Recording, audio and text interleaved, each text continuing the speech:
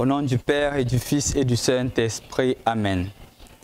Lecture du livre des Actes des Apôtres, chapitre 12, des versets 24 jusqu'au chapitre 13, verset 5. La parole du Seigneur était féconde et se multipliait. Barnabé et Saul, ayant accompli leur service en faveur de Jérusalem, s'en retournèrent à Antioche en prenant avec eux Jean, surnommé Marc. Or, il y avait dans cette église d'Antioche des hommes qui prophétisaient et enseignaient. Barnabé, Siméon, surnommé Niger, Lucius de Cyrène, Manahen, ami d'enfance du prince Hérode, et Saul.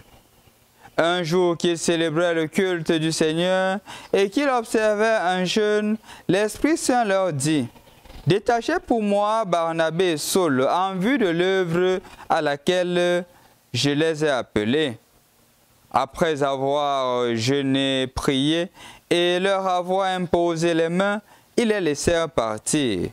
Quant à eux, ainsi envoyés en mission par l'Esprit Saint, ils descendirent jusqu'à celui-ci et de là prirent un bateau pour l'île de Chypre. Arrivés à Salamine, ils annoncèrent la parole de Dieu dans la synagogue. Ils avaient Jean-Marc pour les seconder. Bonjour chers frères et sœurs dans le Christ. Rendu au mercredi de la 4e semaine du temps pascal, nous voyons toujours comment est-ce que l'Esprit Saint est en train d'agir dans la vie de la première communauté chrétienne.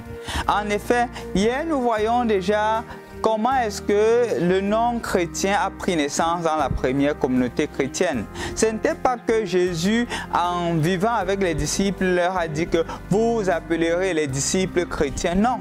Sous l'action de l'Esprit Saint, en fonction des circonstances, ils ont porté le nom de chrétiens.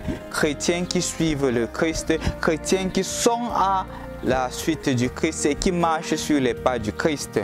Aujourd'hui encore, nous continuons notre cheminement dans l'action de l'Esprit Saint en voyant comment est-ce que l'Évangile a pris justement de l'ampleur au point où la première communauté chrétienne qui était composée strictement des Juifs n'est plus seulement équipée des Juifs dans la mesure où des personnes deviennent même des enseignants, des personnes occupent même la fonction de prophète pour l'annonce de la parole de Dieu, pour l'enseignement de la parole de Dieu, bien qu'ils ne soient pas juifs, bien qu'il ne soit même pas grec.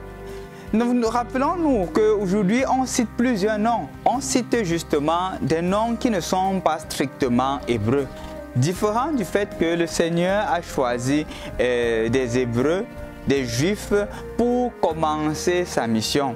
Ceci nous fait comprendre davantage le caractère universel de la mission. La mission n'est plus l'apanage d'une seule tribu ou d'un seul parti. La mission est révélée et est l'affaire de tout le monde. De par le fait que chacun d'entre nous est chrétien, il est appelé à annoncer le Christ et annoncer un Christ miséricordieux. C'est pour cela que l'évangile d'aujourd'hui nous fait comprendre que le Seigneur n'est pas venu pour juger le monde, non.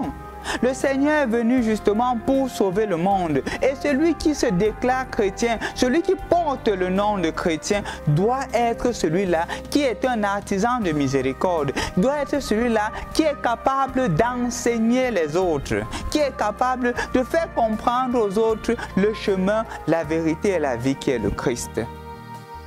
C'est ce à quoi chacun d'entre nous a appelé mon frère, ma soeur. Mais comment est-ce que ça doit se faire? Ça doit d'abord se faire à travers la capacité de dépasser les barrières de la tribu, de dépasser les barrières de la race, de dépasser les barrières justement de la culture, afin de comprendre que la seule culture, la seule tribu, la seule race unique et qui est voulue par Dieu, c'est la race qui est fondée sur le Christ. Et quelle est cette race-là? La race de l'amour. C'est la race de l'amour. Et mon frère, ma soeur, il faudrait justement que nous qui sommes ressuscités avec le Christ, certaines attitudes nous quittent.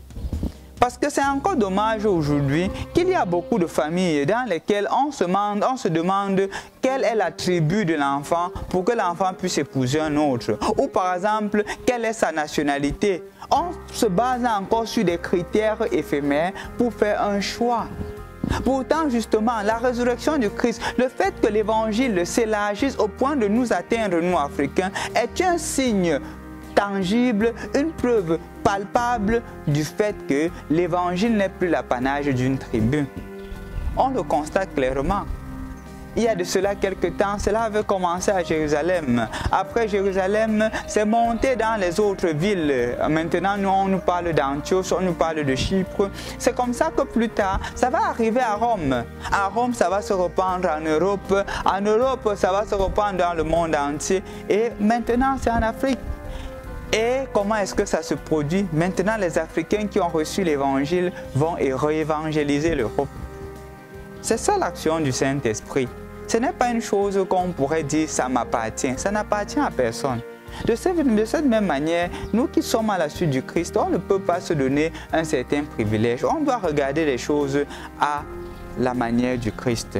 Et la première manière avec laquelle, ou le premier lunette qu'on pourrait utiliser, c'est justement les lunettes de l'acceptation de l'autre.